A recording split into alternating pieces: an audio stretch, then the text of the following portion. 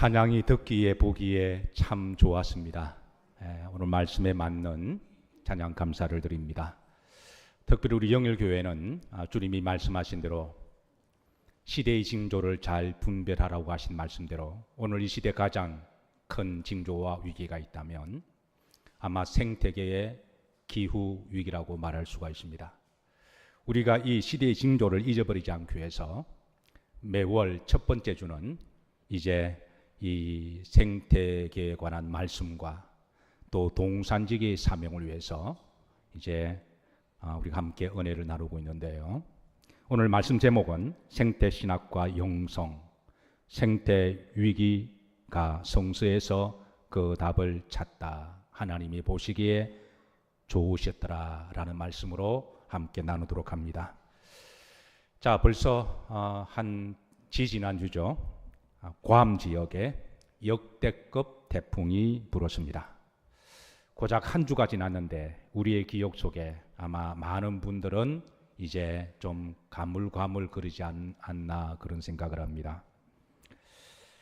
자, 괌 지역에 불었던 태풍으로 말미암아 그 나라는 난리가 났습니다.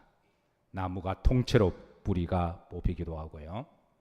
그리고 그 지역에 이제 모든 항공이 다 폐쇄가 되면서 그래서 많은 사람들의 마음의 근심을 또 걱정을 가지게 했습니다.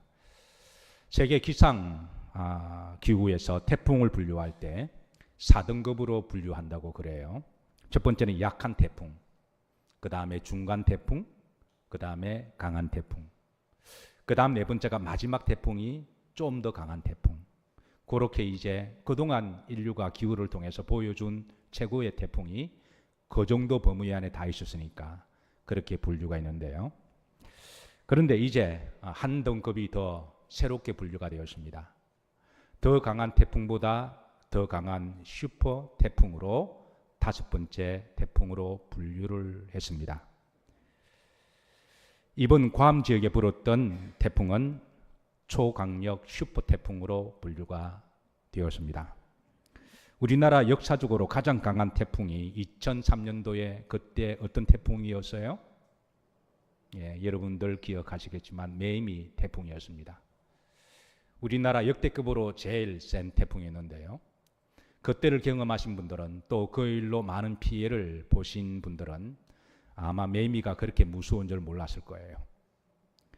그런데 그때 불었던 역대급 기록적인 태풍이 태풍으로 분류하면 4번째 등급이었습니다. 이번에 괌에서 불었던 태풍은 5번째 슈퍼 태풍인데요. 대부분의 기상학자들은 이 괌 지역에 불었던 슈퍼 태풍의 원인을 기상온난화 때문이라고 단정을 하고 있습니다. 문제는 앞으로 이런 슈퍼 태풍을 더 자주 우리가 직면할 수가 있음을 경고하고 있고요. 앞으로는 이 슈퍼 태풍보다 더 무서운 울트라 슈퍼 태풍도 맞이할 수 있음을 경고하고 있습니다. 특별히 우리나라는 삼면이 바다여서 더 염려가 되고 걱정이 되기도 합니다. 올해 3월 스위스에서 IPCC 6차 모임이 있었고요. 그 모임 있은 후에 이 전문이 이제 보고가 되었습니다. 저도 그 전문을 받아보았는데요. 여기에 전 세계 저명한 각 분야의 학자들이 1000명이 참석을 했고 지난 8년 동안에 처음부터 다시 지구온난화의 문제를 면밀하게 관찰한 후에 종합보고서를 내놓았습니다. 제가 그 종합보고서를 보고 제가 한 5가지만 좀 정리를 해서 여러분들께 말씀을 드립니다. 첫 번째는 지구의 온도가 점차 빨라지고 있다. 점차 빨라지고 두 번째는 그 온도의 속도가 우리가 예상했던 것보다도 과학자들이 예상했던 것보다 훨씬 빠른 속도로 상승을 하고 있다. 세 번째, 온도가 조금씩 상승이 될수록 우리가 경험해 보지 못하는 엄청난 재앙을 당할 수가 있다. 네 번째, 현재 이대로 계속 그냥 지속이 되면 2100년에는 기후 지옥을 맞이할 것이다. 기후 지옥이라는 이 생소한 용어가 작년에 UN 기후 보고청에서 처음으로 발표했는데요. 이번에 IPCC에서 이 용어를 다시 재소환을 해서 이제 아주 공식적으로 기후온난화가 아니라 기후가열이 아니라 지구지옥이라는 용어를 쓰고 있습니다. 다섯 번째, 이것은 인류의 미래를 위한 마지막 경고일 수가 있다라고 보고서를 내놓았습니다. 인류는 정말 이대로 인간의 죄악과 탐욕으로 욕심으로 이대로 그냥 편리한 대로 그렇게 계속 나간다면 성경이 말씀하신 대로 종말로는 생태학적인 종말일 수가 있습니다. 자, 우리가 잘 아는 말씀이기도 하고 우리의 표가 되기도 한 말씀이기도 하지만 로마서 8장 22절에 피조물이 다 이제까지 함께 뭐하며 탄식하고 있음을, 함께 무엇을 겪고 있는 것을, 고통을 겪고 있음을 우리들에게 알려주시고 또 우리들에게 이미 말씀을 주십니다. 이 피조물들이 탄식하고 고통당함으로 간절히 고대하고 기다리는 대상이 있는데 로마서 8장 19절에 보면 그게 바로 구원받은 하나님의 아들들의 손길을 기다리고 있다고 하는 것이죠. 그러니까 하나님은 예수님을 통하여 우리를 구원해 주셨고, 그래서 우리는 예수 그리스도의 고대하는 구원을 고대해야 되고, 구원받은 성도들의 책임이 있다면 하나님이 만드신 그 피조물을 그 탄식과 고통당하는 것을 하나님이 우리들을 통하여 그들을 구원해 주라고 하는 하나님의 아들들, 자녀들을 통하여 우리에게 사명과 유임을 주셨다고 하는 것이죠. 오늘 이 시대에 소위 환경운동을 하는 사람들이 점점 늘어나고 있습니다. 그런데 그 동기가, 목적이 다 다른데요. 어떤 사람들은 그냥 자연 자체를 너무 사랑하시기 때문에 환경운동을 하는 분들 계시고, 어떤 분들은 야생동물과 식물을 보호하기 위해서 하시는 분도 계시고요. 어떤 분들은 기후 위기 때문에 하는 분들도 계시고, 어떤 이들은 보다 나은 자연 환경을 위해서 하시는 분들이 있습니다. 동기는 다 다양합니다. 그런데 우리 그리스도인들은 왜 이 환경운동을 해야 할까요? 우리 그리스도인으로서 하나님의 자녀로서 환경운동을 넘어서 왜 생태운동을 해야 할까요? 왜 생태운동을 우리가 신학적으로, 믿음으로, 영성으로 우리가 바라봐야 할까요? 바로 여기는 저는 네 가지 성경적 이유를 여러분들에게 함께 공유하고자 합니다. 첫 번째, 이것은 신앙의 문제입니다. 신앙의 문제. 창세기 1장 28절에 보시면, 자, 우리가 잘 아시는 말씀이죠. 흐름절에 모든 생물을 뭐하라? 다스리라. 이 말씀은 하나님 우리들에게 잘 관리하라고 하시는 신앙적 사명을 주셨습니다. 우리가 생태 신학적인 관점에서 성경을 본다면 하나님이 만드신 모든 피조물, 생태계는 하나님이 얼마나 사랑하시는 줄 알 수가 있는데요. 하나님은 우리들을 사랑하십니다. 하나님은 여러분들을 사랑하십니다. 이럴 때 은혜가 되고 감동이 되죠. 하나님이 나를 사랑하신다고 하는 그 한마디 말이 우리를 얼마나 위로하게 되고 힘이 되는지를 몰라요. 네, 하나님은 여러분을 사랑하십니다. 그런데 하나님은 여러분들을 사랑하시지만 하나님의 피조물, 모든 피조물들은 하나님은 다 사랑하십니다. 그래서 하나님은 그 사랑이 모든 피조물의 대상을 우리들에게 유임하셔서 그것을 잘 관리하라고 하는 것은 그건 곧 그리스도인들의 신앙의 문제이기도 합니다. 자, 두 번째, 정의의 문제입니다. 하나님이 만든 모든 피조물에는 그 피조물만이 누리고 살아가야 할 독특한 권리가 있는데요. 가령 사람에게 아주 중요한 것이 바로 인권입니다. 인류는 오랫동안에 이 인권을 회복하기 위해서 정말 목숨을 건 그런 이제 대가가 있었는데요. 지금은 이제 복음이 들어가고 자유민주주의 국가에서는 이제 나름대로 사람의 인권을 나름대로 충분히 누리고 살아갑니다. 아직까지 저 북한이나 저 왕조 국가에서는, 독재 국가에서는 인권이 무자비하게 탄압되는 걸 보고 우리가 아파하고 가슴 애리지만, 그러나 소위 문명의 국가, 복음이 들어간 선지국에서는 이제 인권의 문제는 어느 정도는 보장이 된 줄로 믿습니다. 그리고 이 인권을 우리가 얻기 위해서 그동안 어떤 분은 목숨을 걸기도 하고, 지금도 북한에서 탈북을 하시는 이유는 고향과 또 가족을 버리시는 이유는 단 하나입니다. 인권입니다. 그 정도로 사람의 인권은 귀하고 복된 일이죠. 그런데 사람에게만 인권이 있느냐? 이제 1970년도부터 동물들에게도 인권이 있음을 그렇게 주장을 하고요. 동물을 더 이상 학대하지 말자. 동물을 살육의 대상으로 삼지 말자. 그래서 여기에 대해서 이제 선진국들은 동물들에게도 동물권이 있음을 주장했고, 우리나라에서도 이제 이 부분이 많이 정착이 되어서 이제는 집에서 키우는 개를 옛날에는 개라고 불렀는데 지금은 뭐라고 부르나요? 애완견을 넘어서 반려견이라고. 그 정도로 이제는 그게 보신탕의 한 그릇이 아니라 함께 살아가야 할 가족으로 그렇게 여기는 우리나라가 되었습니다. 자, 그런데 동물에게는 동물권이 있듯이 모든 피조물에게는 그 피조물의 권리가 있다고 하는 것이죠. 그렇다고 해서 우리가 사람이 가지고 있는 사람의 인권과 피조물이 가지고 있는 피조물의 그 권리를 등가시켜서 똑같다라고 말할 수는 없습니다. 분명 차이가 있죠. 그러나 최소한 사람들이 가지고 있는 인권과 똑같이 등가는 할 수 없지만 그 피조물만이 가지고 있는 가장 기초적인 권리, 그 생물이 가지고 있는 기초적인 권리는 우리가 존중해 줘야 된다고 하는 것이죠.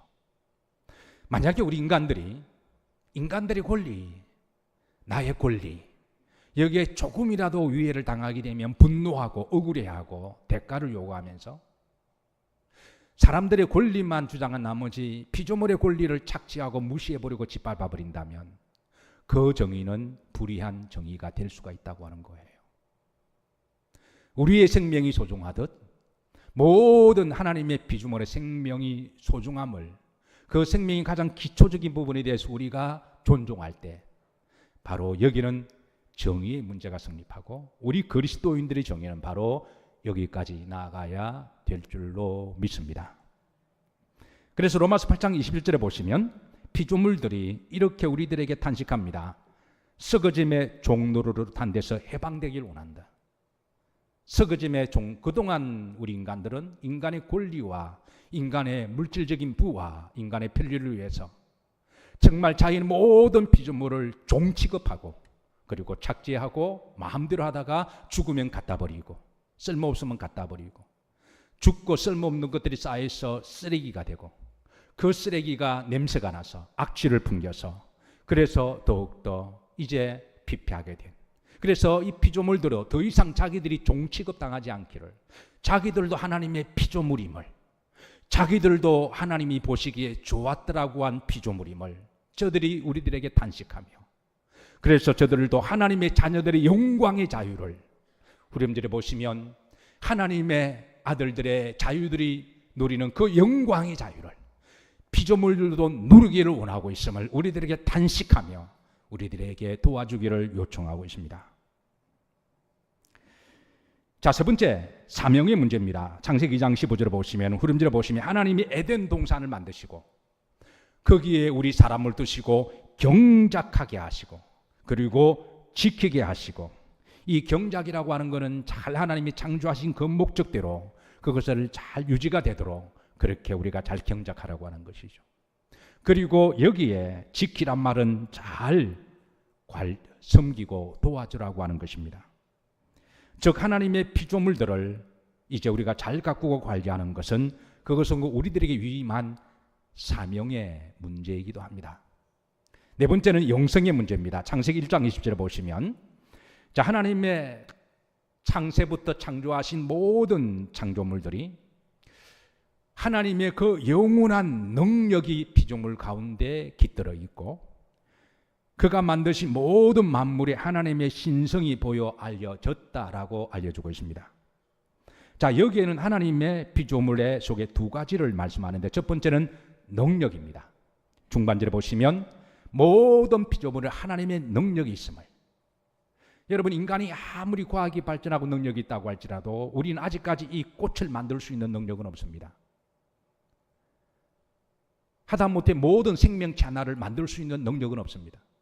모든 생명은 그 나름대로 메커니즘을, 기가 막힌 기적과 같은 생명의 메커니즘이 있고 신묘 막처가도록 완벽하게 만드신 분은 하나님이시고, 그래서 모든 생명체보다 우리가 조금 더 가까이 다가가서 보면 그거는 하나님의 능력이고 기적임을 우리가 알 수가 있습니다.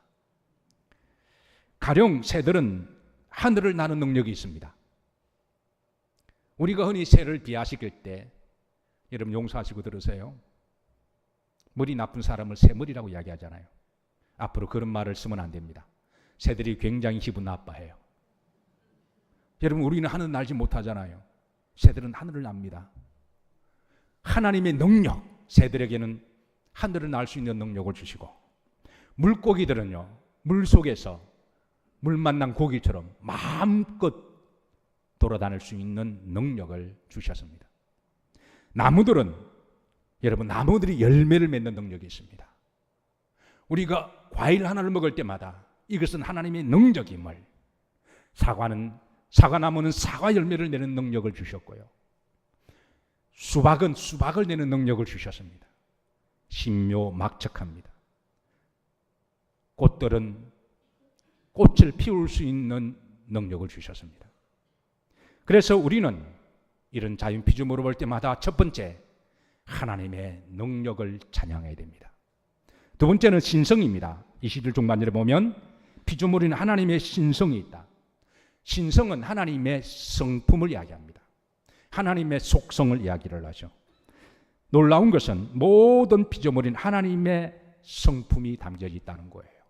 하나님의 마음, 하나님의 솜씨, 하나님의 속성이 들어가 있다는 것이죠. 영성을 추구하는 그리스도인들이 영성을 추구하는 목적이 있습니다. 그거는 영성을 추구하는 사람이 내 믿음 좋다라고 말한다면 그거는 영성이 아니라 그 사람의 영웅주의 심리라고 말할 수가 있죠. 영성을 추구하는 목적은 결국 하나님의 마음을 알아가기를 원하는 겁니다. 우리가 영성이 깊어질수록 하나님은 어떤 마음이실까? 하나님은 어떤 분이실까? 우리가 그거를 담기 위해서 때로는 기도하고, 때로는 금식하기도 하고, 때로는 말씀을 보기도 하죠. 그런데 하나님께서는 말씀을 통하여, 기도를 통하여 하나님을 알 수 있는 영성을 주시기도 하지만 하나님의 피조물을 통해서도 하나님의 영성을 주신다고 하는 것이죠. 그래서 하나님께서는 이 영성을 이렇게 아름답게 만드신 걸 보시기에 마하셨더라, 좋으셨더라. 그래서 우리는 하나님의 만든 피조물을 볼 때마다 우리가 하나님의 마음을, 꽃을 보고 아름다운 걸 보면서 하나님은 이토록 아름다운 분이시다, 우리가 그렇게 영성을 가져야 될 줄로 믿습니다. 따라서 하나님이 만든 피조물을 우리가 탄식하게 만들고 고통하게 만들고 무시하게 만들고 밟아버리는 것은 하나님의 그 능력을 우리는 무시하는 것과 같은 것이고, 하나님의 그 성품을, 하나님의 속성을 우리가 아프게 하는 것과 같습니다. 따라서 하나님이 말씀하신 대로 이를 잘 관리하고 지키고 보존하라고 하는 것은, 그것은 곧 그리스도인들의 영성의 문제이기도 합니다. 피조물들은 로마서 8장 19절에 다시 한번 우리들에게 간구합니다. 피조물들이 고대하는 바는, 피조물이 간절히 기다린 것은 구원받은 하나님의 자녀들이, 하나님의 마음을 아는 그리스도인들이 자기들을 구원해 주기를 우리들에게 SOS를 보내고 있습니다. 오늘 이 시대의 가장 심각한 위기와 문제는 기후의 문제이며 생태계의 문제입니다. 놀라운 것은 하나님은 성경을 통하여 이 문제에 대해서 해답을 주셨는데, 이제 그리스도인들이 생태 신학적인 입장에서 우리가 이 답을 찾아가야 할 때입니다. 창세기 1장 1절에 보면 우리가 잘 아시는 말씀입니다. 합독합니다. 태초에 하나님이 천지를, 생태계를 창조하시니라. 하나님께서 천지를 창조하실 때 첫째 날에 빛을 만드시고 보시기에 마하셨더라, 좋으셨더라. 이게 좋다라는 말은 히브리 말로 따라서 하십니다. 토브라는 말인데요, 앞으로 이 말을 좀 잘 기억해 두세요. 하나님이 빛을 만드시고 얼마나 보시기 좋으셨는지. 자, 한번 여러분 빛을 한번 보시죠. 참 빛은 신비입니다. 하나님이 지구를 만드시고요, 지구가 얼마나 신비한가요? 우리는 아직 지구를 다 알지를 못하지만 지구는 여전히 신비고 하나님의 능력이고 하나님의 아름다운 작품입니다. 빛을 보시죠. 자, 빛이 이렇게 빛이 있으라. 인류가 과학이 아무리 발전되었지만 우리는 아직까지 빛의 세계에 대해서는 아마 5%도 알지 못합니다. 빛은 신비입니다. 빛을 만드시고 보시기에 마하셨더라, 좋으셨더라. 저 북극에 있는 오로라 빛입니다. 어떤 분은 이 오로라 빛을 인생에 이제 버킷리스트에 두고 저 북극까지 비싸게 비행기를 타고 가시는 분이 계신데, 여러분 실컷 보십시오. 카나다에 있는 오로라입니다. 오늘 공짜로 보여드리겠습니다. 이 외에도 빛들의 향연, 이 빛들의 하나님의 권능, 이 빛들을 만드시고 하나님의 성품, 그래서 이 빛을 통하여 하나님의 성품을 때로는 묘사하는데요, 요한복음 1장에 보시면 하나님은 빛이시다. 하나님은 참 빛이시다. 그 빛이 우리들 가운데 나타내 비친 바 되셨는데 너희들도 또한 세상의 빛이 되라. 하나님은 하나님의 성품을, 하나님 만드신 자연의 빛을 통하여 우리들에게 영적인 레슨을 주기도 하시죠. 둘째 날에 하나님이 궁창을 만드시고 역시 보시기에 마하셨더라, 좋으셨더라. 이게 궁창은 복수입니다. 그러니까 우리가 눈에 보는 하늘이 있고 눈에 보지 못하는 하늘들의 하늘들이 있고 우주의 가득한 곳에 있는 그 무한한 하늘까지 다 포함한 하늘입니다. 그 하늘이 얼마나 하나님의 권능을 드러내고 있습니까? 하늘이 얼마나 아름다운지.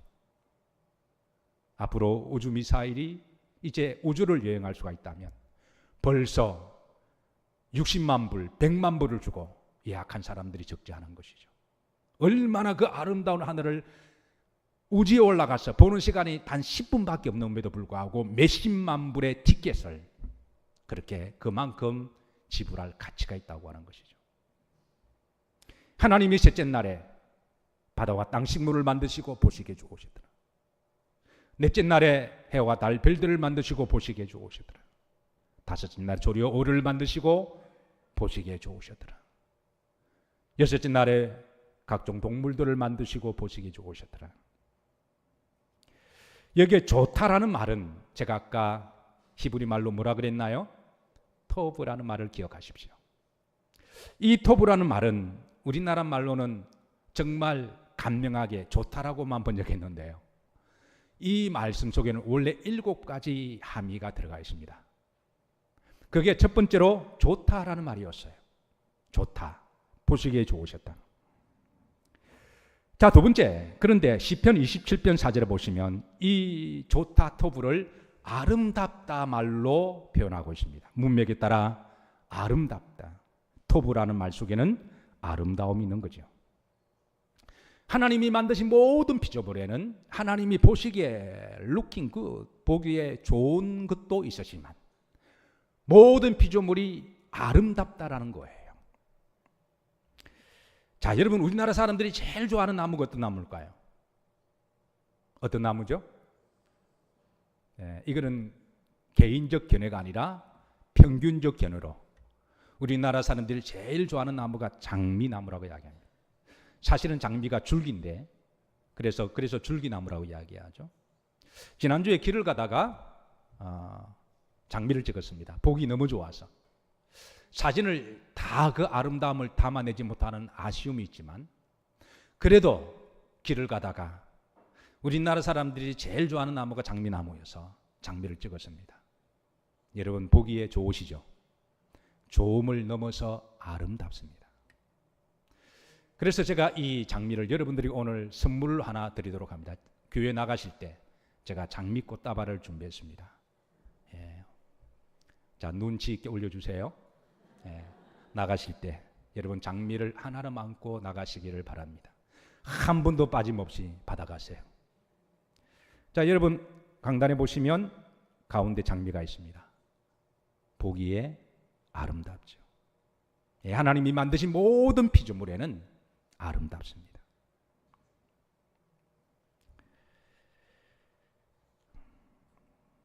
마태복음 6장 29절에 보시면 예수님께서 말씀하시기를 솔로몬의 모든 영광으로 만든 옷들, 여러분 솔로몬의 옷이 얼마나 많을까요?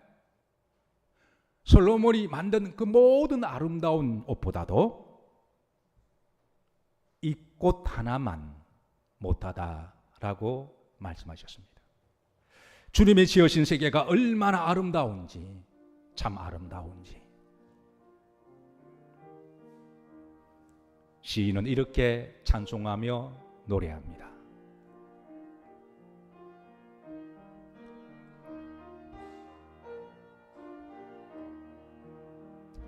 참 아름다워라 주님의 세계는 저 솔로몬의 옷보다 더 고운 백합화 주 찬송하는 듯 저 맑은 새소리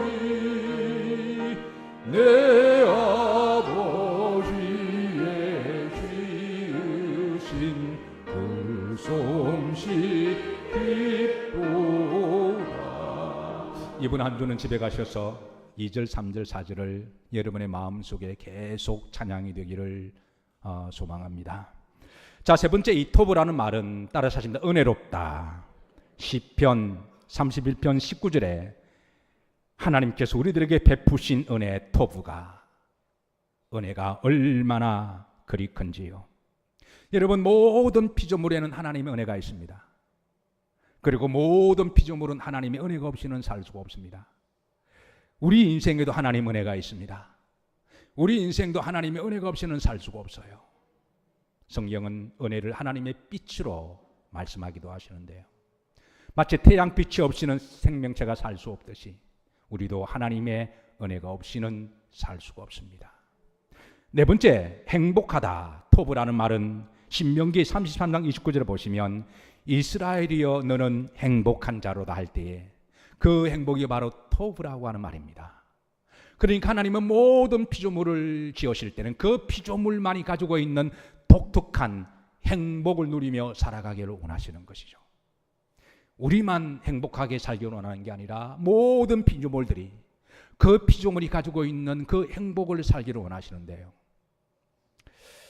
지난주에 우리 아이들과 모처럼 양재천을 이제 좀 걸어가다가 한 과일 가게를 지나갔습니다. 그 과일 가게에 그 글이 하나, 센텐스가 적혀 있어서 그 글이 제 가슴 속에 적지 않은 시간 동안 여운을 남기고 있어요. 그 센텐스가 영어로 적혀 있었는데요. 그 이렇습니다. Happiness is, 행복은 a piece of fruit이라고 적혀 있어요.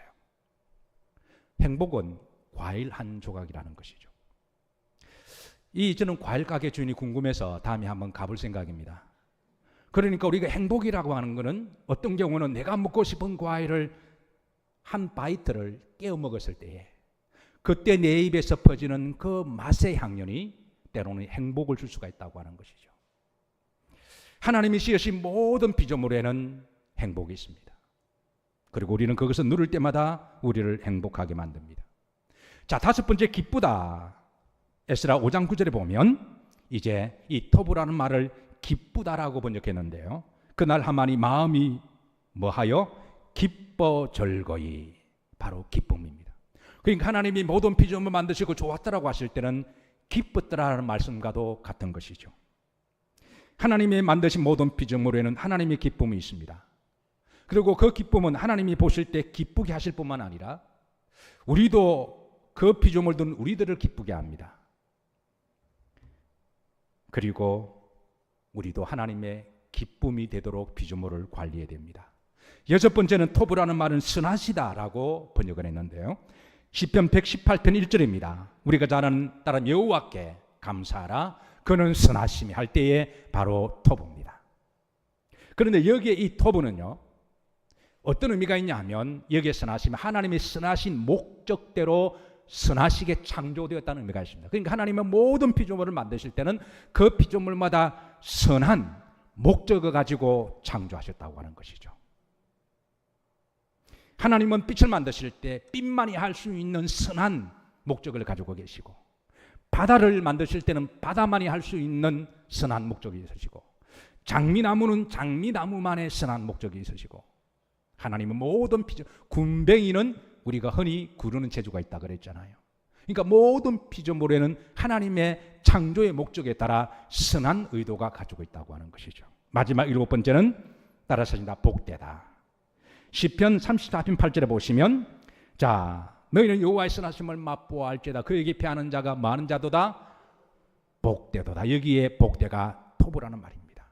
그러니까 모든 피조물들이 언제 진정한 복을 누리느냐? 하나님이 창조하신 목적대로 살아갈 때. 여러분, 장미나무가 만약에 장미를 맺지 않고 다른 걸 맺는다면 그거는 더 이상 장미라고 말할 수가 없는 거죠. 장미나무는 장미를 맺어야 그거는 장미나무의 복입니다. 새들은 새들의 목적대로 살아가야 할 때 그거는 그 새들의 기쁨이죠. 사람은 사람의 하나님의 창조한 목적대로 살아갈 때 하나님은 그 사람을 복되게 하십니다. 모든 피조물은 하나님의 복을 가지고 창조되었습니다. 그리고 우리는 모두가 다 그 피조물의 목적대로 살아갈 때 우리는 모두가 다 복된 피조물이 될 줄로 믿으시기를 주의 이름으로 축복합니다. 자, 따라서 하나님이 보시기에 좋으셨다라. 여러분들이 이 말씀을 기억할 때마다 앞으로는 7가지를 생각하셔야 돼요. 첫 번째는 좋았더라. 두 번째는 아름답더라. 세 번째는 은혜롭더라. 네 번째는 행복하다. 다섯 번째는 기쁘다. 여섯 번째는 선한 목적이 있더라. 7번째는 복되다. 여러분, 앞으로 모든 피조물마다 우리가 이 부분을 봐야 됩니다. 로마서 1장 20절의 말씀처럼 하나님의 신성이 모든 피조물 속에 있다 그랬잖아요.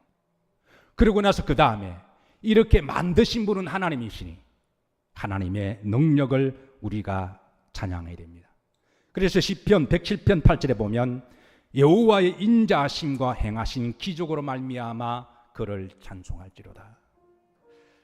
그래서 시인은 79장에 주님의 높고 위대하심을 내 영혼이 주님을 찬양합니다. 그냥 보는 아름다움이 아니라 산에 가서 야호하고 좋아하고 산에 가니 좋았더라가 아니라 하나님이 보시기에 좋았더라. 하나님이 보신 모든 피조물에는 하나님의 아름다움이 있고 하나님의 은혜가 있고 하나님의 행복이 있고 하나님의 기쁨이 있고 하나님의 창조의 목적이 있고 하나님의 복이 있어서 내 영혼이 여호와를 찬양합니다. 우리가 하나님의 만드신 피조물을 볼 때마다 우리가 그렇게 찬양하는 것이 그게 바로 그리스도인들의 영성이며 우리가 살아가는 성도의 자세일 줄로 믿습니다.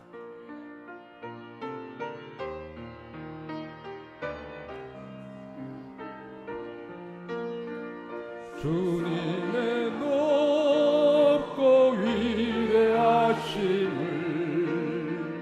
내 영혼이 찬양하네. 주님의 높고 위대하심을 내 영혼이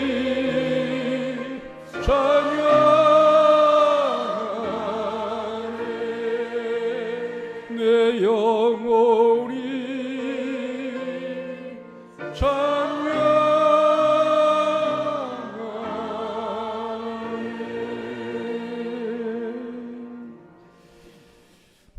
우리나라 사람들이 두 번째로 좋아하는 나무가 뭘까요? 첫 번째는 장미나무라 그랬습니다. 두 번째 나무가 개인적인 사견을 넘어서 어떤 사람은 좀 기분 나빠하는 분들이 계시기는 해요. 어떤 나무일까요? 벚꽃나무입니다. 이제 기분 나빠하는 분들은 충분히 이해가 됩니다만은 어쨌든 두 번째로 좋아하는 나무입니다. 해마다 벚꽃철이 되면 우리나라 전체가 다 지금 이동합니다. 나를 시간과 돈을 투자해서. 저는 우리나라의 벚꽃 명소 중에 최고로 좋은 벚꽃 명소는 어딜까요? 그래서 양재천 사제를 찍어 왔습니다. 이게 분명히 우리끼리 하는 이야기입니다. 저 부산에 사시는 분한테 가서 이 말씀하시면 안 돼요. 쫓겨납니다. 우리 양재천 사람들만 자, 여러분 벚꽃을 보면서 그 다음 사진을 올려주시죠. 이 아름다운, 그리고 제가 이 아름다운, 또 그 다음 보시죠. 제가 벚꽃을 자세히 보다 보니까 한 송이가 너무 신비하고 너무 아름다워서 제가 셀카에 담았습니다. 그 아름다움을 다 담지 못해서 아쉬움이 있지만, 우리는 앞으로 벚꽃을 볼 때마다 아름다움을 넘어서 하나님의 성품을 봐야 됩니다. 그리고 하나님의 위대하심을 봐야 됩니다. 고기 중에 가장 아름다운 물고기가 만다린이라고 부릅니다. 제가 아는 화가가 있습니다. 아직 어설픈 화가라고 생각하는데 본인은 화가라고 이렇게 공식적으로 있는 분이 계십니다. 저는 그림을 잘 못 그려서 그림 그릴 때마다 옆에서 기웃거리면서 커피도 타주고 묻습니다. 그림이 뭐냐? 우리는 그림을 잘 그리고 못 그리는 선을 따라 생각하는데요, 저는 아직까지. 근데 그분이 하시는 말씀은 그림은 웬만한 사람은 잘 그린대요. 어느 정도 넘어가면 중요한 거는 색감이라 그러더군요. 색감이 그림을 좌우한다 그럽니다. 그러고 보니까 반 고흐 그림을 제가 좋아합니다. 제가 제일 좋아하는 사람은 집사람이 아니라 반 고흐입니다. 그림에 관한 한. 근데 디테일하지는 않는데 색감이 있습니다. 아마 그건 다 공유하리라 생각합니다. 그 색감으로 그림 한 점이 2천만 달러 하기도 하고 5천만 달러 하기도 하죠. 우리 주 장로님 사바시니까 2천만 달러가 얼마죠? 많습니다. 그림 하나가 2천만 달러, 5천만 달러입니다. 반 고흐 일대기를 보면 관심 있어 봤는데 그 색감을 찾기 위해서 그렇게 노력했더군요. 그런데 모든 이 그림 그리는 사람들이 그 색감을 자연에서 배운다고 그래요. 그런 점에 있어서 하나님은 얼마나 위대한 아티스트인가요? 정말 하나님의 솜씨가 너무너무 아름답습니다. 지구를 보십시다. 얼마나 아름다운가요? 얼마나 신비로운가요? 그런데 그 다음 보십시다. 지금 이 피조물들이 이렇게 보기 안 좋게 되어 있습니다. 그렇게 보기 좋았던, 아름답고 보기 행복하고 기쁨을 서로 공유하고 하나님이 은혜롭고 복되었던 이 토브가 지금 이렇게 탄식하고 있습니다. 지구가 열받아서 이제는 못 살겠다고 미쳐버리겠다고 이야기합니다. 그렇게 아름답게 만드는 바다가 지금 이렇게 쓰레기가 되고 보기가 좋지 않습니다. 로마서 8장 22절에 피조물들이 함께 지금 고통당한다고, 함께 탄식한다고 우리들에게 도와달라고 요청하고 있습니다. 다음 그림을 보시죠. 물개입니다. 바닷속에 있던 물개가 이렇게 인간이 버리고 버렸던 이 쓰레기로 말미암아 모래사장까지 떠밀려 왔습니다. 다음 그림은 제가 올릴까 말까 고민을 많이 했습니다. 너무 이렇게 보는 자체가 고통스러워서. 근데 이거보다 훨씬 더 고통스러운 모습이 너무 많았는데 지금 이들이 우리들에게 탄식하고 고통하며 자기들도 하나님이 만든 피조물의 영광이 있으니 당신들도 하나님의 아들들의 영광의 자유를 누리듯 우리도 좀 그렇게 누리자고, 그렇게 함께 살자고 도와달라고 요청하고 있습니다. 1970년대 어느 무명의 작가가 한 노래를 지었습니다. 70년대를 지나오신 분들은 이 노래를 잘 아실 거예요. 아마 양희은 씨가 그렇게 불렀던 작은 연못이라고 하는 노래인데요. 아마 좀 나이가 좀 젊으신 분들은 이 노래를 잘 모르실 거예요. 그런데 이 노래를 아시는 분들 아마 우리가 익숙하게 들었던 추억의 노래입니다. 내용은 아시겠지만 깊은 산에 참 맑고 살기 좋은 그 아름다운 깨끗한 연못에 물고기 두 마리가 서로 싸웁니다. 서로 독식하겠다고 상대를 죽입니다. 한 마리가 물어뜯겨 죽었습니다. 한 마리의 욕심과 탐욕 때문에 힘약한 물고기가 죽었습니다. 근데 힘약한 물고기는 죽으면서 그 물을 썩게 만들었습니다. 그 물이 썩으면서 이제 강자도 그 물속에 살 수 없이 함께 죽어버리게 되고 나중에는 그 물은 더러운 물만 고이게 되고 썩은 물만 돼서 아무도 살지 않는 그런 이제 연못이 되었습니다. 지금 이 노래는 더 이상 추억의 노래가 아닙니다. 오늘 우리가 다시 불러야 될 노래이며 우리의 아이들에게 가르쳐 주어야 할 노래입니다. 그리고 이제는 이 노래는 노래만 부를 것이 아니라 우리 그리스도인들에게 있어서는 기도가 되어야 합니다. 불행하게도 지금 이처럼 그대로 인간의 탐욕과 욕심대로 그렇게 계속한다면 우리는 더 이상 지구에서 희망을 보지 못하고 절망이 예고되어 있습니다. 그러나 우리가 하나님 안에서는 우리가 다시 희망을 볼 수가 있습니다.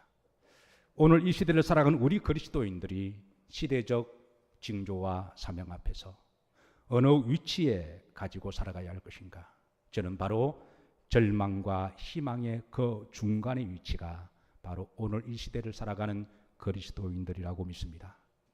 절망을 바라보며 우리가 기도하고 우리가 주님의 동산지기로 우리의 삶의 자리에서 각자 노력을 하고 하나님 안에서 희망을 바라보면서 우리가 여전히 기도하고 살아가는 것, 바로 오늘 이 시대에 우리 그리스도인들의 사명이며, 그렇게 우리가 이 사명 감당하다 하나님이 긍휼히 여겨주셔서 다시 한번 하나님이 만드신 이 세상이 참 아름다워라고 하는 찬양이 우리 후손들도 계속 부를 수 있기를, 우리의 아들과 딸들도, 그래도 우리 나이가 드신 분들은 지금까지 이 자연의 아름다움은 다 보고 살았잖아요.